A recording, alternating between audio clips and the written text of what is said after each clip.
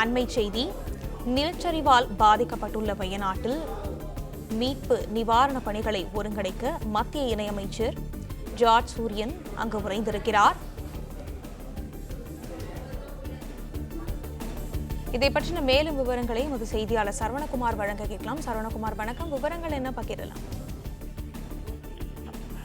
வயநாடு நிலச்சரிவு சம்பவத்துல ஒரு பக்கம் மீட்பு குழுவினர் தீவிரமாக மீட்பு பணியில் ஈடுபட்டிருக்கக்கூடிய நிலையில உயிரிழப்புகளினுடைய எண்ணிக்கை 50 கடந்திருக்கிறது. 100க்கும் மேற்பட்டோர் மீட்கப்பட்டு அருகில் இருக்கக்கூடிய மருத்துவமனைகளுக்கும் முகாம்களிலுமே தங்க வைக்கப்பட்டிருக்கிறார்கள். அவர்களுக்கான மருத்துவ உதவிகள் வழங்கப்பட்டு வரக்கூடிய நிலையில தற்பொழுது நாடாளுமன்றத்திலும் நாடாளுமன்ற அவைகளிலும் இந்த விவகாரம் எதிரொலித்தது.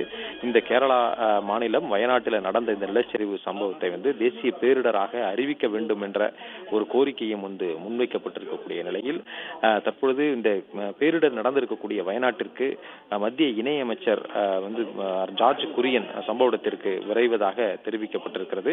நிலச்சரிவால் பாதிக்கப்பட்டுள்ள வயநாட்டில் மீட்பு மற்றும் நிவாரணப் பணிகளை ஒருங்கிணைப்பதற்காக மத்திய இணையமைச்சர் ஜார்ஜ் குரியன் அங்கே விரைந்திருப்பதாகவும் சொல்லப்படுகிறது. பிரதமர் நரேந்திர மோடியின் உத்தரவை அடுத்து டெல்லியில் இருந்து விமானம் மூலம் வயநாடு அவர் செல்வதாக தெரிவிக்கப்பட்டிருக்கிறது.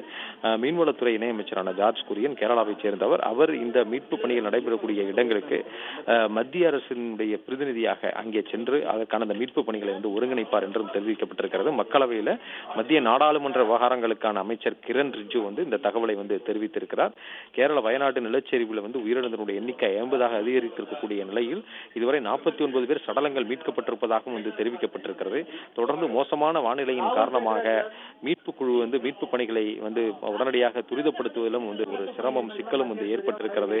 ஹெலிகாப்டர் மூலமாக மீட்பு பணிகளை மேற்கொள்ள முடியாமல் ஹெலிகாப்டர்களும் கோழிக்கோடுக்கு திரும்பி இருக்கிறது. அதேபோல இந்திய ராணுவத்தினுடைய ஒரு குழுவினரும் நேரடியாக சம்பவ இடத்திற்கு விரைந்திருக்கிறார்கள். இந்த நிலையில மத்திய இணையமைச்சர் நேரடியாக சென்று இந்த மீட்பு பணிகளை ஒருங்கிணைப்பதற்காக அவர் செல்வார் என்ற தகவல் வெளியாகி இருக்கிறது.